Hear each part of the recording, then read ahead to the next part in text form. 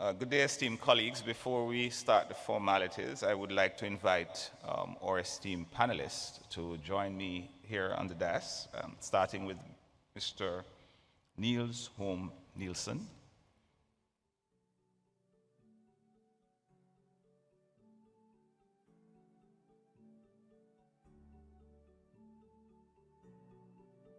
Mr. Antonio Freitas.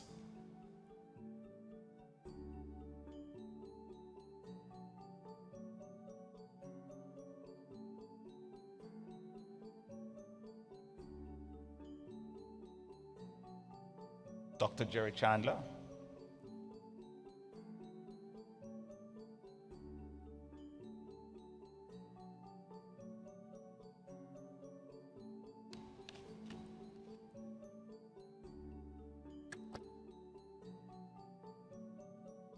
Nathan Nkomo.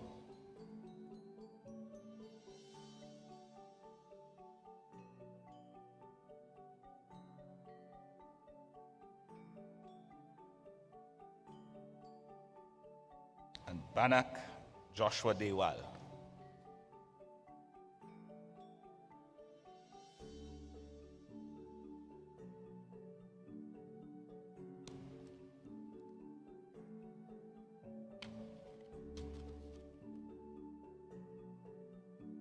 Joining us virtually, we should have online Dr. Katie Peters and Dr. Anita Chandra.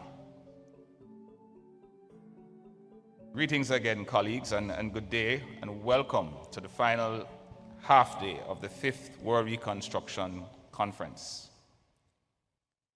I'm happy once again to be moderating the day's first session. I believe we've had a very interesting and rich series of discussions over last afternoon, and I certainly believe that as we get ready today to engage, we will have more of the same, and in fact build on the momentum of yesterday by focusing this session on recovery governance, particularly noting the very complex issues and interconnected issues we've had to face, notwithstanding on a national level, but also on a global scale, and looking at the interface between natural hazard events, pandemics, etc., and conflict events, which we've seen over the last few months, as well as last year. While the last 2 years the pandemic dominated the global scene, local disasters and conflicts continue to happen with significant impact on lives and livelihoods. Today, approximately 15% of the world's total population, or 1.2 billion people, live in conflict-affected areas, compared to 10% in 1990. In some situations, disasters and conflicts occurred in the same space, further increasing the complexity of our recovery efforts, this journey towards building resilience through recovery. One consequence of confronting these multiple threats is that in many cases, existing governance models have not been up to the task of planning and managing recovery. This in particular is the case for complex and interconnected disasters and conflict events that have occurred during the response to the pandemic. This particular plenary will highlight key governance issues, including the role of NDMAs, these are National Disaster Management Agencies, in the effort to recover from these types of crises, looking also at public health, recovering from public health crisis, which does not necessarily have an infrastructure dimension, but also examine some of the jurisdictional challenges that emerge. It will look at recovery from localized disasters, especially in a conflict setting, capacity constraints, reaching vulnerable populations and economic sectors, looking at the ability to obtain, understand, and communicate information, and using the recovery window as a space for building resilience to future shocks, and in a way that helps to resolve future conflict. The session will identify innovations, good practices that address these issues, and light the way forward for improved governance models. We have a dynamic group of speakers lined up for us today. So we will hear in the format of a keynote a series of case studies, and then we will engage some of the experts who are in the field in a series of exploratory questions on these particular issues. So allow me to introduce our esteemed panel that's assembled before us. First, we have Mr. Niels Holm Nielsen, who is the head of the GFDRR. This is the Global Facility for Disaster Risk Reduction. He's a Danish national who joined the World Bank in 2006 as a junior professional officer in the Middle East and North Africa. So well positioned to speak on these complex issues. He has since had several positions in disaster risk management in Latin America and the Caribbean and Africa, including most recently as the lead disaster risk management specialist and global lead for resilience and disaster risk management. He holds a Master of Science in Political Science from the University of Aarhus, Denmark. Our next speaker, Mr. Antonio Freitas. His Excellency Antonio Freitas is the current Vice Minister of Finance of the 8th Constitutional Government. He was recently appointed as incoming Vice Minister of Finance on the 22nd of March 2022 as part of the government's member reshuffle. Before holding the position, Vice Minister held a number of very important positions such as the Budget Manager, UN Transition Government, Director of Budget of the First Constitutional Government of Timor-Leste, Director of Policy Analysis and Research in the Ministry of Finance, President of the Technical Steering Committee of Census, Population and Housing, President of the Technical Committee of State Budget Review Team, and numerous other very important and pivotal roles within the government.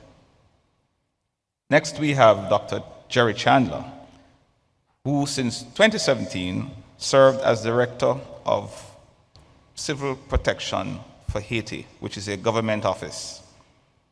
The directorate was transformed by decree to an autonomous body, and Dr. Chandler got promoted to the rank of Director General of the institution.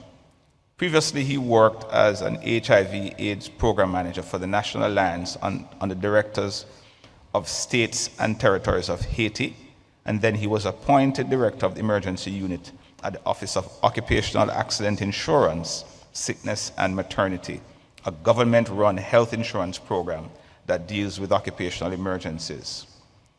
There, his work focused mainly on setting up and developing the Medical Emergency Department and developing a medical disaster unit that has been deployed several times in disaster situations nationwide. Jerry was the Director of Operations and Medical Director of the Haiti Air Ambulance, the first air medical operation in Haiti. He was also advisor to the First Lady of Haiti for health and medical emergency matters. He is a member of the Haiti Firefighters Volunteer Association and Chief Medical Officer of the only urban search and rescue group in Haiti. Next, Mr. Nathan Nkomo is the Chief Director, Department of Civil Protection, housed in the Ministry of Local Government and Public Works. The DCP is responsible for all disaster risk management initiatives in Zimbabwe. Nathan has over 30 years' experience in local governance. Of these, 24 years were in social protection and labor administration, and the past 6 years in disaster risk management. In addition, he has vast knowledge in response and implementation of World Bank projects, which have been a catalyst for resilience building in Zimbabwe. He holds a Master of Science degree in Strategic Management and is currently working on his doctorate. Our next two speakers, which will be joining us online, Dr. Anita Chandra is Vice President and Director of RAND Social and Economic Wellbeing and a Senior Policy Researcher at RAND Corporation. The division also manages RAND Center to Advance Racial Equity Policy. She leads studies on civic well-being and urban planning, community resilience, and long-term disaster recovery, public health emergency preparedness, effects of military deployment, equity, health in all policies, and advancing a culture of health and child health development. Dr. Chandra earned her Doctor of PH in Population and Family Health Sciences from the Johns Hopkins Bloomberg School of Public Health. Dr. Katie Peters is a Senior Research Fellow leading ODI's portfolio on the intersection of natural hazard-related disasters, climate change, and conflict. Her research focuses on disaster risk reduction in fragile and conflict-affected states, the relationship between climate change and conflict, and the securitization of climate change. Throughout her time at ODI, Katie has been Deputy Director of Knowledge Management for a £100 million resilience investment. She's been the Director of Advancing Integration Initiative and Principal Researcher for a multitude of policy-oriented research projects. Over the last 15 years, Katie has provided technical advice to the UK, Australian, and Switzerland and Japanese government, and worked on a range of UN agency and World Bank coordinated initiatives. Last but certainly not least, Banak Joshua Dewal. He's a graduate of the Faculty of Veterinary Medical Science at Aizegig University in Egypt. He has over 25 years' experience working closely with pastoral communities in the rural areas of South Sudan as a dedicated veterinarian willing to work under difficult working conditions. He focuses on building community resilience through innovation, capacity development, and mentoring. Dr. Dewal also designs and implements and monitors projects and keeps track of their progress. For the last 12 years, he has been working with the government of South Sudan at the national level, preparing emergency preparedness work plans and responding to disasters, during which he learned and acquired a rich body of knowledge in dealing with natural hazard emergencies. Ladies and gentlemen, we have a rich group assembled to tackle this particular issue. And with that, I will yield the floor to Niels Holm Nielsen, who will lead us off with the keynote address. Please welcome. Thank you, Ron. Good afternoon. My name is Niels. I'm speaking to you as a World Banker, development professional, disaster risk management specialist. So all the biases in what I'm about to tell you comes from those starting points. I will be brief. The distinguished panel will be able to tell you much more about what happens in the real world than I will from my institutional perspective. But nevertheless, I'm pleased that you have invited me to speak at this event. I think there's no doubt that we live in an unprecedented time of risks that are compounding. All of us have lived through 2+ years of a pandemic that probably none of us ever thought could happen. I don't think there's anyone who has traveled to Bali to participate in this event who is not keenly aware of the impacts of climate change across our world. And with these two overall or general set of circumstances, you all, in the countries where you live through natural hazards that occur from time to time. Sometimes they have a very large impact on the nation's development or the community's development. And then unfortunately we're seeing an increasing amount of conflicts around the world. We heard Ron refer to a few data points related to the number of our global population living in conflict-affected areas. In some cases, all of these things happen together. Let me give you an example from some of our work. In Somalia, communities already displaced by long internal conflict are facing frequent disasters with little time and resources to recover from them. And the natural geography of the country has it that these disasters are extremes in different spectrum of the water cycle. From time to time they have severe droughts that are then replaced by severe flooding, and then the cycle continues. We at the Global Facility for Disaster Reduction Recovery, where I work, we funded a few years ago something that we refer to as a flood impact and needs assessment. And that's a typical assessment methodology process that an institution like ours can offer countries that come to us for support. But what was particular about this assessment is that we managed to take into account the displacement that was happening already in the communities that were affected by the floods at the time, the displacement happening due to the conflict. And we managed to enable the government to create roadmap on addressing the vulnerabilities induced by the replacement itself.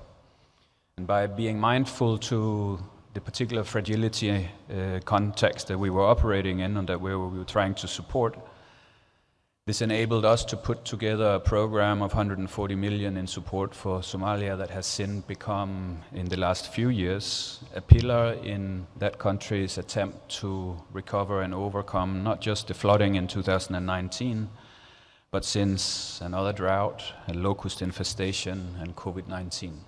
So by better integrating the fragility drivers of the vulnerability in place in the country back a few years ago, we were able to create a platform that has served the country in a maybe a more sustainable way. So we know that disasters from time to time can fuel conflict and fragility. There's several examples around the world, of course, of this.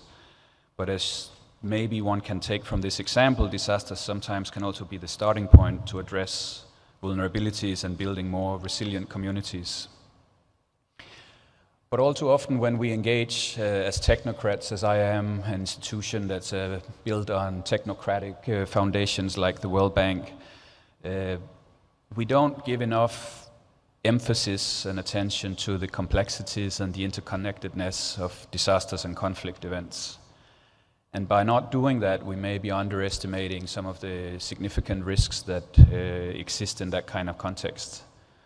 All development, I think, is in a way making appropriate risk management decisions. All development, of course, requires innovation. All innovation requires risk-taking. So wherever we get to work as a development organization, there is an element of understanding risk. And the better we become at it, the better we become at evaluating risk appropriately, the better positioned we are to help. We have put out research in our institution a few years ago. The World Development Report 2017 documented that many countries today are richer than others, not because they have grown faster throughout history, but because they have had fewer episodes of which crisis or conflict shrank their economies. So development from an economic point of view is often about how to bounce back quicker or how to have lesser impact of conflict and crisis. And this is key for our way of thinking as an institution of how we approach this compound risk. A few data points, if you will. By 2030, up to 2/3 of the world's extreme poor are predicted to live in fragile conflict and violent settings. Conflict drive 80% of all humanitarian needs and reduce gross domestic product growth by 2 percentage points per year on average. Another recent study has found that between 2004 and 2014, 58% of deaths from natural disasters occurred in the top 30 fragile states. Almost 500 disaster events in fragile conflict and vulnerable countries affected over 71 million people and caused damage worth over 16 billion between 2009 and 2019. So the numbers are quite clear. There's a particular risk environment in fragile context that relates to natural hazards and natural disasters. So that's why we at the World Bank have strengthened or are attempting to strengthen our focus on this particular nexus. At the global facility, we have mobilized significant investments in countries like Haiti, Yemen, Somalia, Afghanistan, that relates to managing natural hazard risk in the context of ongoing conflict. We've supported the application of rapid and remote needs assessment, including most recently in Ukraine as well, to help put numbers to the impact of conflict. So in addition to these country-level engagements, we of course support research and have developed knowledge over time on disaster recovery in conflict context, disaster conflict and fragility, disaster conflict and displacement across a number of countries. And we are trying to generate global knowledge that we make available for anyone who's interested. And more so, we're trying to influence how our own institution behaves in this type of context. So we have been supporting disaster risk reduction in FCV context for more than a decade. And of course, we've learned in the process of some of what works and often what doesn't work. And how the particular governance context in a fragile country, of course, is different. For a political scientist like myself, it's almost a no-brainer. Of course it's different. But a lot of disaster risk management work has traditionally been led by the engineering thinking, technology thinking, more recently maybe. And part of what we think we're seeing is that when development agencies like ours define engagement models and approaches and try to write up development projects to try to articulate how we can have an impact, it's written by technocrats or by technical specialists that come from, it's in essence, different epistemic backgrounds. It's literally different worlds, the social sciences and the hard sciences. And what we are concluding in a very common sense and not very rocket science fashion is that of course we need to do both. We cannot do disaster risk management work the way that it's done in other types of places in a low governance environment and expect to have the same impact. But we're also learning, as the example from Somalia was showing, that when we do manage to pull the two epistemes, if you will, the two lines of thinking together, we have an opportunity to create maybe the basis for a more stable future and maybe reducing conflict. So a few specific, or at least slightly more specific points that I want to make here.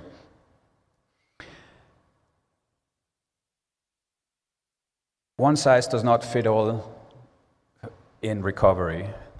We have worked on recovery frameworks with our UN partners and other partners over the years. It provides a general notion of what is useful to think of and process steps. But of course, there's no one size fits all. But there are a few common sense things to think of in a conflict environment if you're a development agency. I don't think some of the national representatives here and some of the other panelists, they will think much of this, but for a development institution, it may be useful. One is simply be sensitive to the conflict. If you're operating in a conflict environment, obviously you need to be sensitive to the institutional drivers and maybe some of the institutional limitations that are the source of that very conflict. Look for the opportunity to reduce conflict, especially at local level. Often disasters can be an equalizer. Certainly if it's a rapid onset event, it impacts a broad set of people in the same moment in a similar way, and in that way it can be an equalizer. There may be opportunities at a local level for a third party like ours when we engage to contribute to reduce some of the tensions that have pre-existed the disaster event. And a few maybe specific steps to think of if one is working with a development agency like the one I work for. Understand the context in which you operate, as I was just articulating in a more generic way, especially the drivers and the dynamics of the conflict itself. Understand the nature of the intervention. And this step means not just what it is that we plan to do, the programming, the report that we're very good at writing, but also how we operate, where and when, and with whom. So the entire engagement situation where, of course, we are intending to implement. Analyze the interaction between our intervention and the context to identify the conflict risks and the peace-building opportunities that may exist. And finally, act on the analysis to avoid the negative impacts and maximize the positive ones. All of this, as I said, are common sense, but it's not commonly done. So it's important sometimes to repeat what may be common sense to many people who live in a conflict environment, but is not common sense to people who comes from a non-conflict environment. So at the Global Facility, we have set up a team to help us learn faster, help the World Bank learn faster so we can become better and hopefully more effective at what we do when we operate in conflict environments on disaster risk management, including on recovery. We are setting ourselves up to provide the best technical expertise and analytical knowledge that we can, and forge partnership, of course, with the humanitarian and other development partners. I would like finally to reiterate our strong commitment to keep supporting effective and efficient and resilient disaster recovery in conflict-affected settings. It will unfortunately be a growing part of what we do in the coming decade, and we look forward to continue to work with partners like the UNDP, the UNDRR, and the humanitarian actors, and hopefully to become more efficient at serving countries like the ones you are representing. Thank you very much.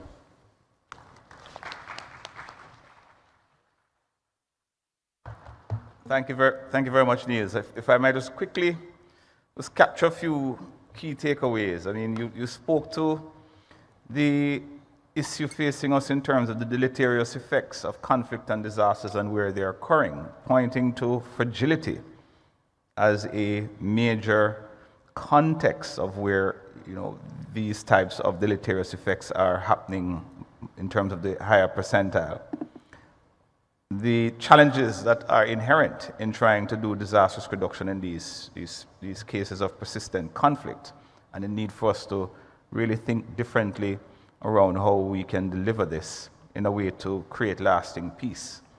You pointed 5 or 6 key issues. One around size. One size can't fit all. So you need to be sensitive to the country context. We need to look for opportunities to reduce conflict tensions, drivers, and triggers, to understand in terms of the nature of our engagement, to analyze and to react on the findings of these analyses. One of the key things that I think came out in terms of your own reflection on your organization is this continuous learning loop, learning and becoming agile and becoming fit for purpose in that particular space of operation. So I think that would have been my key takeaways, and thank you very much, Niels. And with that, I now want to invite the first of our case studies. I will like to yield the podium to His Excellency Antonio Freitas, the Deputy Finance Minister, who will present Timor-Leste case study.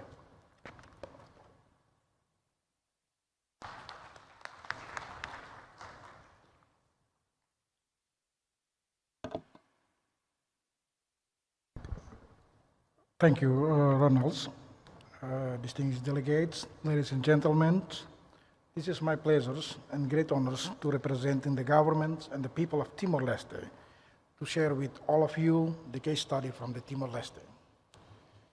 Timor-Leste, as the young independent state, this year on the May 20, we commemorate 20 years the anniversary of the country independence. Rebuilding the post-independence is not easy. The Timorese people have been so remarkable resilience and dedication to our nations. Since independence in 2002, the Timor-Leste social and economic policy have focused on the alleviation of poverty. This is to address the immediate needs for our peoples, consolidation the security and stability, and providing the foundation for the nationhoods through the building institution of the state. Timor-Leste has been strengthening the disaster risk management program over recent years. The government of Timor-Leste has implementing the reform in the last 2 years. The establishment of the new civil protection frameworks, headed by the new Civil Protection Authority, include passing on the legislation to establish the Civil Protection Authority. The new framework will be improve the arrangement for the disaster management in the Timor-Leste. Timor-Leste is the lower middle income country, and they aim to become an upper middle income country by 2013. The plans for the Timor-Leste economic developments are laid out in the 2011-2013 strategy development plans. The plan aims to develop the core infrastructures, the human resource, and strengthen our society, and to encourage the growth of the private sector job and strategy industry sectors, broad-based agriculture sectors, and driven the tourism industries and then downstream industries in the oil and gas sector. The SDP is contains ambition target for achieving ecological balance and know the importance addressing on the climate change. In 2020, the Timor-Leste economy contrasts due to the global economic slowdown caused by the COVID-19. Our economy is showing signs of the recovery. Ladies and gentlemen, Timor-Leste is vulnerable to many natural disasters and climate hazards. The most frequent natural disasters are floods, followed by the drought and storms. The La Nina and El Nino climates also increase droughts on the floods, as well the cyclones. However, our government institutions are still evolving. We need more technical and financial resources to manage most of the complex development programs related to the resilience building. It is important for international partners to continue working with the Timor-Leste to support a short and the long-term disaster risk planning to build the resilience in our populations, infrastructures, and institutions. In March last year, 2001, Timor-Leste faced the dual challenge of the COVID-19 pandemic, as well as the major flooding from the cyclone Serosa that affect all the 13 of the country municipality and lead widespread displacement of the peoples. The Prime Minister's office led an interministerial responses with the support of the agency, include the Minister of Finance, Civil Protections, Minister of Health, and the Minister of State Administration, as well as our development partners. The key lesson learning was the need for safety mobilization of the funding to support the responses. We established a steering committee and a task force for these disasters, guiding the partner on how to the distribution of the resource, include financial and technicals. Importantly, we had to work very close with the Ministry of Health and development partners to ensure the adequate financing was available and provide to support COVID-19's protocol and mitigations. Total damage and loss due to the cyclone Serosa has been estimated to be approximately $310 million US. Of this amount, 90% is for damage and then 10% for the losses. Recovery need across social, productive, infrastructures, cross-cutting sectors were assessed under the PDNI based on the key principle, building back better and enhancing disaster resilience. Total recoveries need to be estimated approximately 513 million. The large recovery need and focus to the infrastructure sectors is around 49% and 29% in the social sectors. Timor-Leste, like the rest of the world, continue to battle with the COVID-19. Flood damage forces our government temporarily leave the COVID-19 restriction. Evacuees had to gather in the group shelters where the social distances is very difficult to achieve. Flooding cut off power to some COVID treatment centers, put extra pressure on the Timor-Leste health system. The government's post-disasters assessment highlighted the opportunity to improve our legal frameworks, institutional arrangements, early warning, and data collection for disaster risk management. Some lesson learning already underway. Another priority highlighted in the table under the screen include our ongoing commitment to reduce the disaster risk. Our emerging priority include renewing the disaster risk management policy to strengthen the institutional arrangement for the ex-ante resilience buildings and post-disaster covering, addressing post-disaster financing needs, such as through adaptation and shock-appropriate social protection system. Following the Cyclone Serosa, the government support the cash transfer program to disaster-affected people, develop the risk informants, urban growth, and the development planning, include the protection of the vulnerable population, critical infrastructures.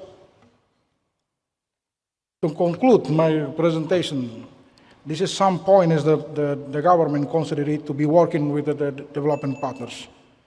There's still much learning on the managing health related to the emergency during the national disasters. Important opportunity for development partners to help improve the disaster resilience through the technical supports. Importance of the learning from other experienced countries and continuously strengthening the resilience. Last but not least, I'd like to extend my sincerest appreciation and thank you to the Warben for inviting me on this important conference and look forward to collaboration and cooperation. Together we can. Thank you. Obrigado. Terima kasih. Thank you, Excellency. We now would like to invite Dr. Chandler to share the Haitian case study. Jerry?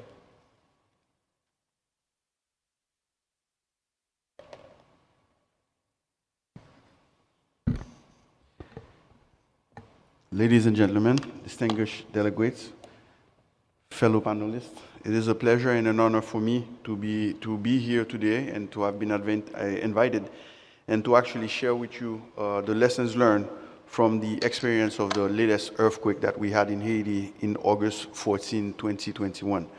It is important for us to actually talk about this specific disaster because within the response and recovery that we have worked on as the civil protection, which is the main agency that is in charge of response, we could see the various steps, but also we also seen the positive and the correct actions to undertake and to reinforce so we can have better responses in the future.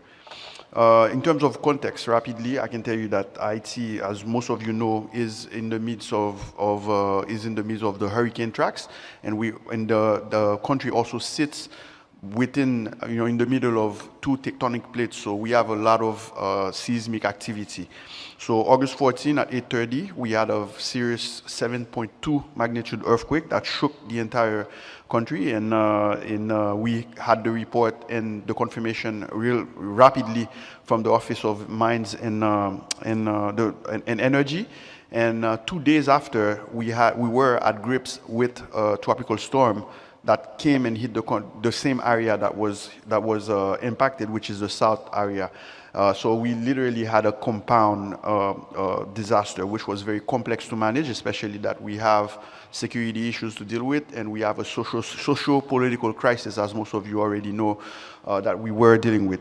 So in terms of damage assessment, rapidly, I can tell you that it was pretty intense, and we have some impressive figures, over 2,000 fatalities, over 12,000 wounded people, and over 86,000 buildings damaged, out of which we have 56,000 of them that were destroyed. And we had about 700,000 people affected directly by the quake. And also in terms of this damage assessment, this slide is just to show you that not only the capital, not only the southern area that was where the impact was, but we also had impacts throughout the nation, all the way up to the northwest. We also had 2 fatalities. So rapidly we got into the civil protection and all of its partners, local partners and international partners got into action.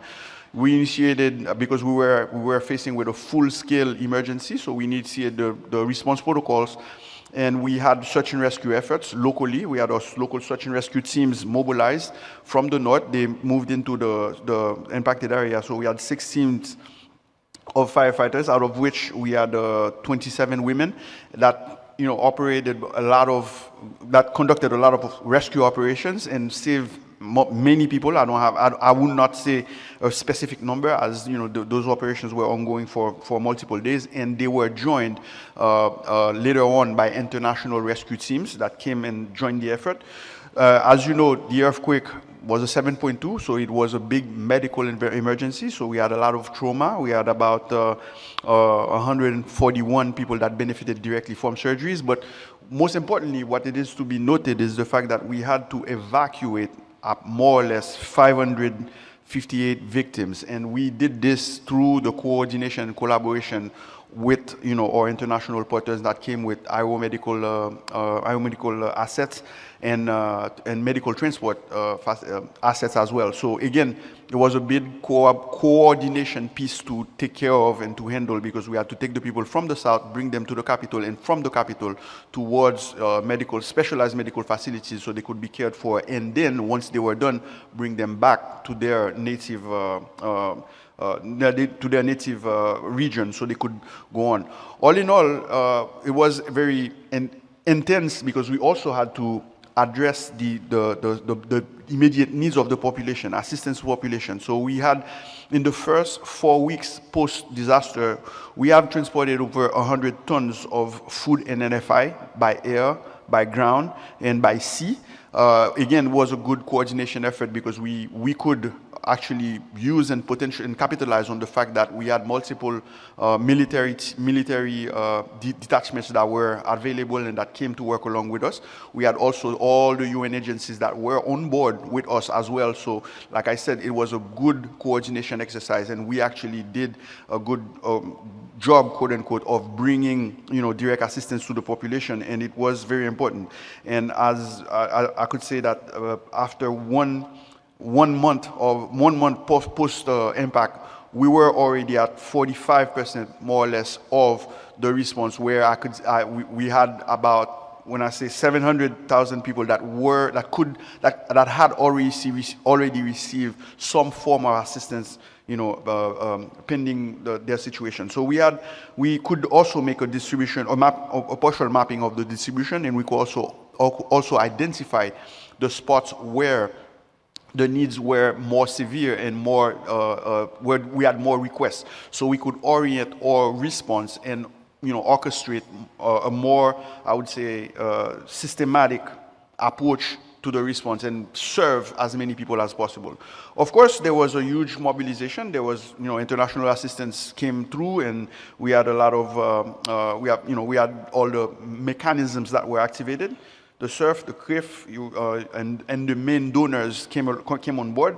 We also had a lot of countries that came spontaneously, offered help in terms of goods and materials, because we had presented a specific list of needs, and those needs they would actually address those needs and bring things to Protection Civil so they could be dispatched directly to the population. But the most important note that we made is the solidarity. We had a very big, I would say, solidarity stream going on amongst Haitians, but also from the diaspora and also from foreigners that know Haiti and that work here and that actually came on board to help and participate. So one of the other good things that we did is the rapid identification of urgent needs, and we could do this thanks to the collaboration again that we had with our partners, so we could do a certain mapping of where the needs are and what the needs were, because it was an earthquake, but we were also in the hurricane season, so there was a mix a little bit of needs in terms of food and water, but also sheltering, because like I said, it was a very complex situation, so we had to address all of those. And again, we could have had those information earlier, sooner, so we could have a better approach. So this is one of the lessons that we learned, the integration of the locals in the information gathering process, which would help us have a better approach and be more effective in terms of response.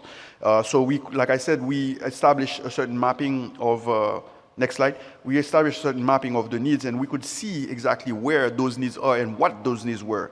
So we could see that, and we have identified it and broken it down in departments and region, so we could see clearly. And one of the most important things that we did was the after action review, what we call lessons learned workshop, where we sat down and we got the feedback from all operators that were on the ground, both local and also international. And from that feedback, we could draw the conclusions. And one of the main conclusions, and I think that appeals to what Mr. Nielsen said, it's not a one-size-fits-all kind of situation where we had to be very flexible. And again, it was very interesting that we could also count on the flexibility of all partners coming on board so we could identify the gaps. But what's very important, recommendation slide, please. What was very important is the fact that we've got the feedback and the recommendations, and those recommendations can help us prepare for the next event, because we certainly know there will be a next event. So we have to focus more on monitoring the humanitarian response operation. We need to have an integrated work of the sectors. Everybody needs to work on the same table. We did that, but it needs to be more streamlined. We need to have an increased cooperation with the Ministry of Planning, which is in charge of recovery, because again, we need to be able to identify the opportunities, like Mr. Nielsen said in his remarks, and from those opportunities, start to build back better, but really go from words to action and really implement the build back better procedures so we can really make this event turn into something that serves us. So, and last but not least, we need to prepare for the next event, not only at the operational level for the police civil and or first responders, but also prepare for the next event for the population. So again, this is the experience that we had August 14. Again, we have identified areas for improvement, but we did some good work. So again, like I'd like to thank you all for your attention, and I will be around for more questions and comments. Thank you very much.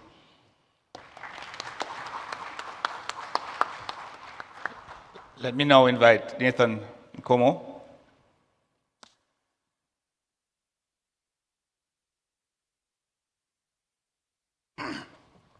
Good afternoon. Good afternoon. Thank you very much. Mine is to start by thanking the government of Indonesia and its people for the hospitality, which is second to none, and allow me to also extend the same to my government to participate in this very, very important event where we are discussing rethinking recovery governance models. In our case as Zimbabwe, this is an issue which is fully dealt with in our economic blueprint. That's why disaster risk management in Zimbabwe is under the governance cluster.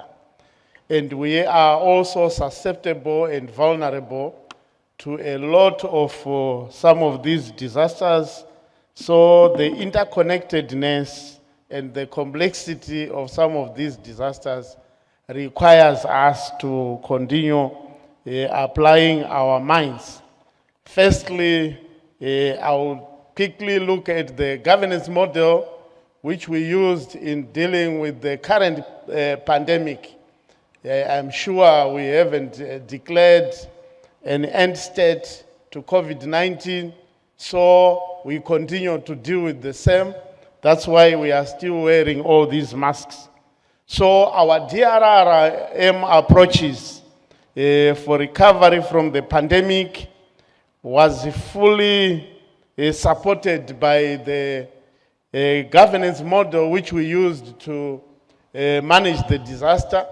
I know there were some generic guidelines which were provided by the World Health Organization, but as Zimbabwe, we decided to go beyond those guidelines.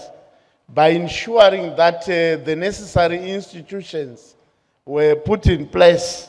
And the first thing that we did when we heard that there was a looming pandemic in Asia was to also quickly come up with a preparedness and response plan as early as February. And by the time the pandemic visited Zimbabwe in March, we were busy trying to perfect the plan. And unfortunately, we had not put it to test because there was no COVID-19. But government, in its wisdom, established an ad hoc interministerial task force made up of 8 subcommittees, which subcommittees also spoke to the pillars as provided for in the WHO guidelines. The first and most important subcommittee was on health strategy and infrastructure. And this was the leading committee.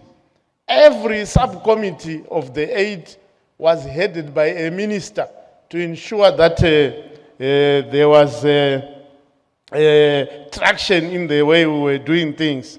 And the second one was the resource mobilization and coordination subcommittee, the logistics subcommittee, risky communication, again it speaks to one of the pillars, food and water distribution and sustainability subcommittee, materials production, I will explain later, law and order, because in certain instances we had to enforce some of the lockdowns. But more importantly, again, the monitoring aspect, we had a subcommittee on monitoring to ensure that whatever decisions were made, even at cabinet level, were enforced.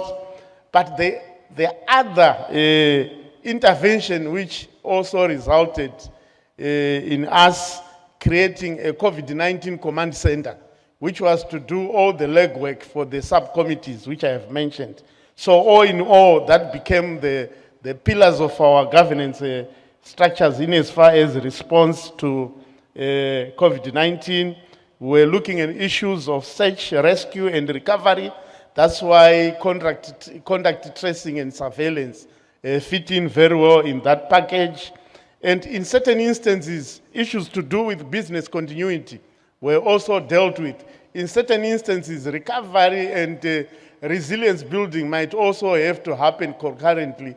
You can't wait for a timed recovery period to come to an end. Build back better principle in terms of fiscal infrastructure and in terms of ideas was also an issue. And the whole society engagement was the most critical model. In Zimbabwe, we belong to local government and public works ministry. That's where you find our critical mass. We are the most democratized sector in that country with 1,958 councillors and 36,000 village heads. Those are community leaders. A village head is made up of 60 to 100 households. So it makes life very easy to manage.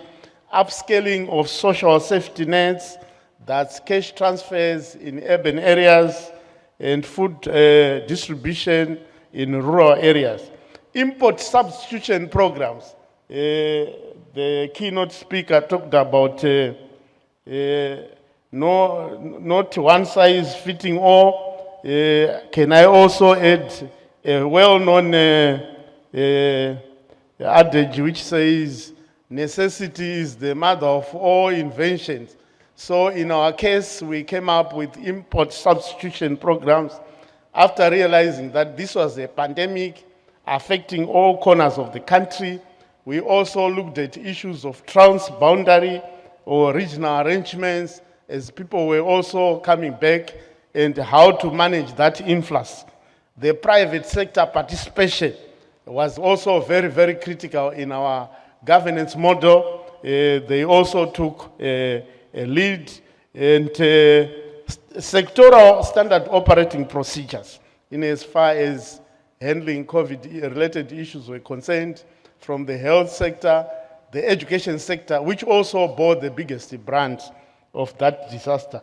But more importantly, we continue to refine our disaster management architecture, which starts from the top, showing political will right up to grassroots level. The challenges which are even currently associated with that recovery mode, there are issues to do with macroeconomic challenges as a result of cyclones and some of these disasters. And even the humanitarian situation, when we were visited by COVID-19, there were cyclones, there were also droughts, so I'm sure that also affected. But coming to the World Bank projects, I'm sure this is where we have seen quite a number of water, agriculture-related community projects, the roads, and all the social amenities infrastructure being rehabilitated using World Bank money. And that money, fortunately or unfortunately, was being channeled through the various UN agencies who signed the agreement with UNOPS, who were like the midwife between us and the World Bank. But the only challenge with that kind of model is that sometimes it was taking too long to do some procurement on their party. You find that government was also taking the lead. You rehabilitate a certain irrigation scheme whilst the other one is lagging behind. It had a challenge of creating some conflicts within our society.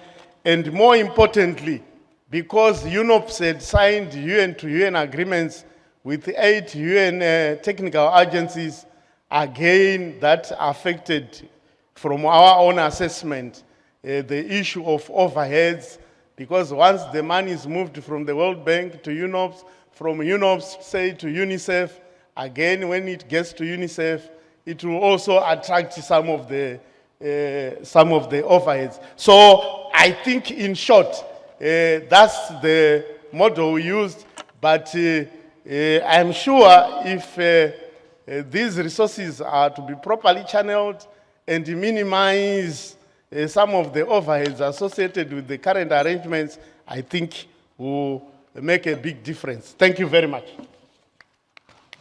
Cheers. Thank you very much, Nathan. So now we turn to our distinguished panelists. We have one physical with us and two virtually for a 5-minute round of commentary.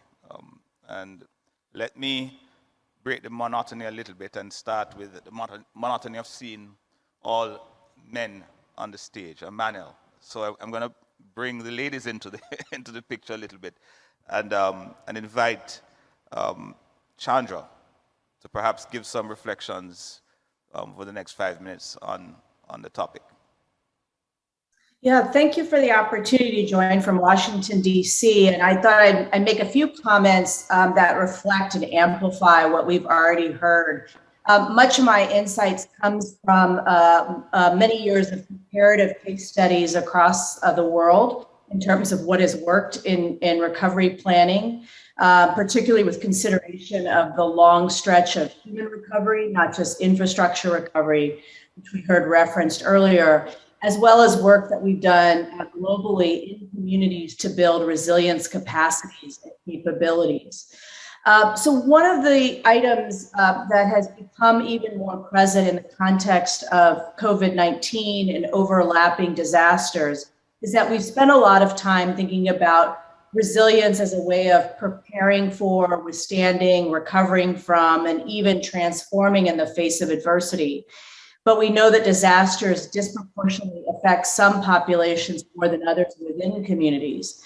And so there is a move today to talk about more of an integrative resilience lens, which thinks a little bit more about historical and social inequities, and moves disaster resilience conversations to be more aligned with other social change movements around economic development, environmental sustainability, the Sustainable Development Goals, and get those into proper alignment.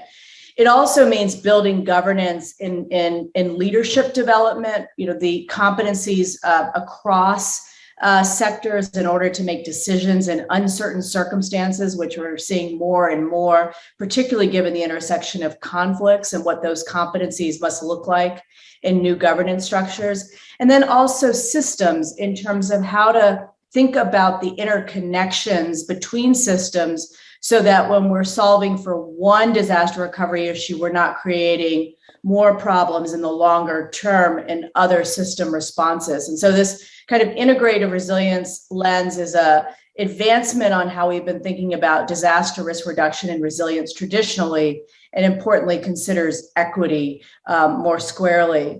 Another thing that we've learned is the role of civil society organizations, and we know that we're including those organizations more and more in recovery governance plans and in the kind of disaster frameworks that you heard our speakers speak to.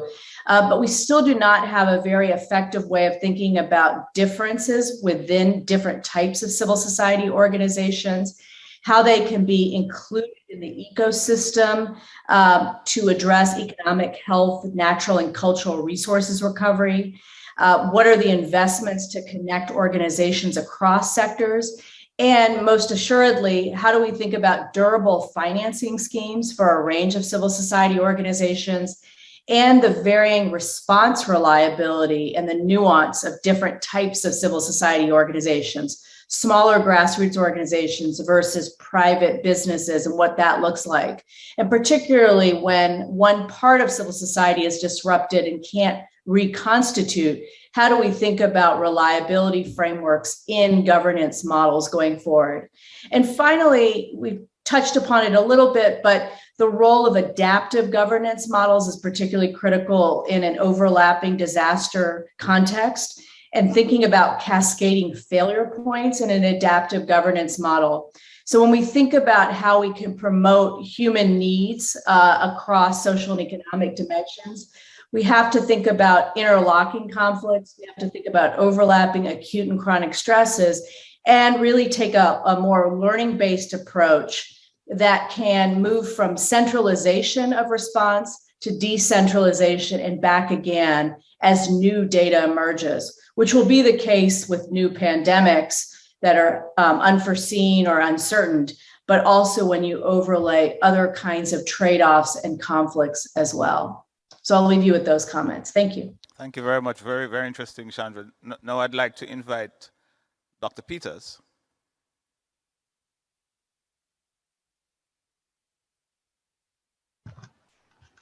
Thank you so much. Thank you very much to the organisers, Government Indonesia, and the previous esteemed speakers.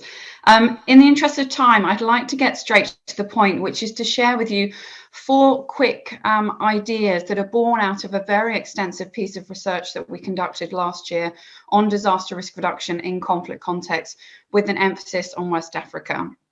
Now, I'm sharing with these you because I think they're extremely pertinent for the discussions we've had today. The first is that it's become very clear that we need to strengthen the linkages between emergency response and recovery. Now, as Neil said in the opening, this seems like something that's fairly common sense, but unfortunately still has quite a long way to go in practice. What we need to be doing is to have much greater strategic emphasis on mainstreaming recovery efforts into humanitarian action as a way to try and actually enhance resilience. Now, the reason I say this is because what we've found is that recovery does tend to be conceived as a slight extension to the response phase. And what we've often seen is that efforts tend to be fairly short term, and there's really little emphasis at the moment on medium or long term recovery outcomes, either in peaceful states or in contexts that are affected by violence, conflict and fragility. What we've also seen is there's a tendency to focus on rebuilding infrastructure and assets rather than on the longer term social and governance aspects that are really quite critical for recovery long term. The second common theme I wanted to share is that we need to stop viewing post-disaster needs assessments and disaster recovery frameworks as the end game. We need to view them as an entry point to longer-term processes. Things like disaster recovery frameworks, for example, are really valuable as strategic planning frameworks. But actually, the reality is they're not going to take us anywhere near far enough in terms of thinking practically about what the risk drivers are, about what the right kind of governance systems are that are needed to enhance recovery in conflict-affected contexts, and importantly, in actually dealing with underlying risk drivers. The third theme from our research, which I think is particularly pertinent here, is that we need to make recovery outcomes much more explicit within conceptualizations of DRR. And the reason I say this again is because based on the evidence, what we found is that there's a very narrow understanding of the DRM cycle that's elaborated within national institutions, policies and frameworks worldwide. And that doesn't provide sufficient scope for actually incorporating effective recovery processes into the institutional mandates or regulatory frameworks, and particularly of those that are dealing with DRM. And then the fourth is that ideally, I think we should be trying to make resilience through recovery a core theme of climate change adaptation action. So disaster recovery should be viewed not only as the domain of national disaster management authorities and civil protection, but also of those leading on action on climate change. Now, that's not only logical from a conceptual point, but it's also logical practically and strategically, given the political and financial attention to climate change adaptation, but also to social protection across a lot of the contexts in which we've been working, and that's particularly in West Africa and the Sahel.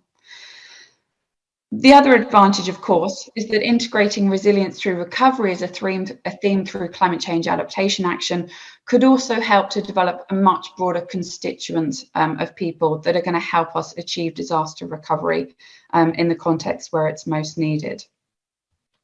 The last thing I'll just say in the interest of time is that I think we have a number of ideas on actually what needs to happen practically in terms of trying to enhance recovery in conflict-affected contexts.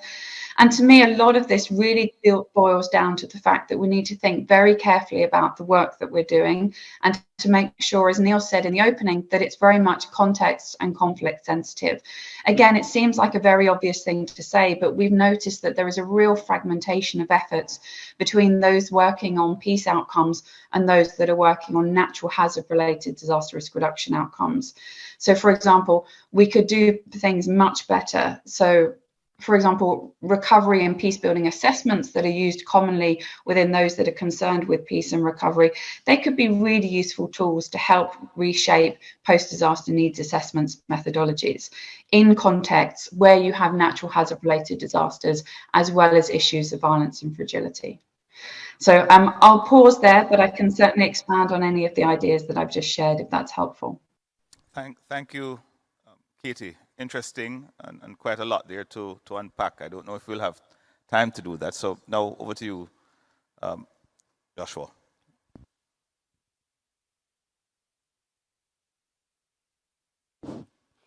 Yes, let me take this opportunity first to thank the World Bank Group for inviting South Sudan to participate in this panel. And the previous speakers and my colleagues online already made my job very easy. So I may not take a lot of time to reflect on this. But I want to say first, of course, everyone was caught off guard, the whole world, by the outbreak of COVID-19, including the big forces, whom they think that they were protected, and the cost was high. Now, in the case of South Sudan, if I tell you the figures as the deaths stand today, 138 people died because of COVID-19, and over 17,000 plus cases. But this is not reflecting the ideal situation in the country, because number one, we don't have the facilities to test everyone. Second, the attitude of the people. Some of us thought that the pandemic was just a flu. It was visiting for one day and go next day. We didn't know that they're going to stay for long, for 2 years or more. So the outcome of the death numbers and the cases does not reflect the real situation in the country at all, because there are so many cases which are not accounted for. But let me go back again to the theme of this, the theme of the COP 2022 in Bali, which says risk to resilience. So when I first see the theme, I know all of us, we are coming from the Sendai framework, but I think it is too early for us to think of leaving risk and then move to the resilience, because resilience is the end product of a good practice of DRR. And I think there are so many countries that are still behind. And Sendai framework is says very, very firmly that nobody should be left behind. So how are we moving very fast from risk, where other population in the world are still living, even some people don't know the risk at the moment. So I think we are preempting a very dangerous path, and we should rethink our position, not only because of COVID-19, even the SDGs. Have we really managed to complete and to eradicate poverty and hunger in the world? Most countries are going back, are getting more poorer, and more people are still need food.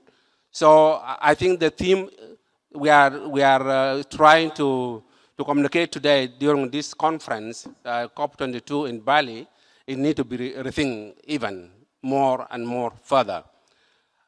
The solutions, yes, there's no one fit size for this, which is true.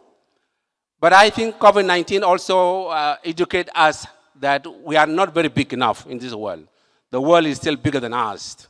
And the COVID-19 checked our powers, our mighty powers, that even if you are prepared, still we can lose life, we can lose our economy. So what should we do then? In the system that we had in South Sudan, yes, we responded as we want to respond, because based on our capacities, there's a very strong commitment, political will. Even the task forces are led by politicians, big politicians, but that's not enough. What we require is that, let's look at SDGs. The SDGs has 169 indicators, including poverty reduction. Now, Sendai framework has also 38 indicators. And these indicators, if you mix them, all of them, I'm not sure whether we have improved, and 2030 is just the next door, 7 years away. Are we really moving in the right directions? So this is where we should really rethink our position. So what are the solutions then? One, there are so many solutions. There's no fit, like my colleague said, from the WRC5. That one of them is to ensure that, to check our books, whether the frameworks that we have for DRR are really protective, and that they ensure, they guarantee social protection in case of a repeat of a similar COVID-19 and other things. The second is that promoting a broad-based economic growth. Some countries depend on other countries. We encourage, especially the poor countries or the developing countries, to ensure that they have food security. Because if our borders are closed because of COVID-19 or a similar an outbreak, then what would be the outcome in those countries? That would be another disaster. So we are calling for our partners to join hands. I appreciate the World Bank Group in South Sudan doing a magnificent job. But we keep saying in books that let us go to the community. Let us go to the community. Yes, we are with the community, in the World Bank in the community. But the community has also limitations to receive what we are trying to do. One of them is the language. The language we speak is not the language of the community. So let us make sure that even if the national governments are in a position not to accept the donor conditions, let us be more flexible in terms of accepting what is in the national government, such that the government is the one to go to the community to make sure that the DRR is a priority for them and for not for other, and not for the foreigners. Thank you.